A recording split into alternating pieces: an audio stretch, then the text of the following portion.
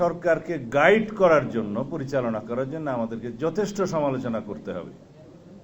এমনকি আমাদেরকে সড়কে আন্দোলনও করতে হতে পারে সরকারকে সঠিক রাস্তায় নিয়ে আসার জন্য।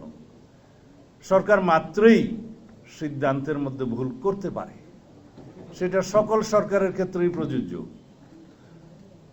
এখন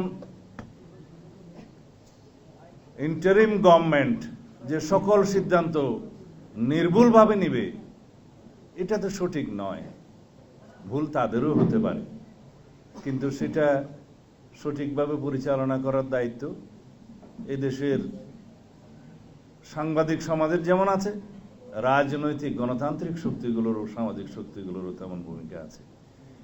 সেই জায়গা থেকেই আমরা এখন আমাদের দলের পক্ষ থেকে চিন্তা করছি যে সরকারের কিছু ভুল শুধরিয়ে সঠিক রাস্তায় এনে গণতান্ত্রিক রাস্তা বিনির্মাণের জন্য এবং একটি নির্বাচিত রাজনৈতিক সরকারের পথ পরিষ্কার করার জন্য খুব দ্রুত আমরা কিছু পদক্ষেপ নেব।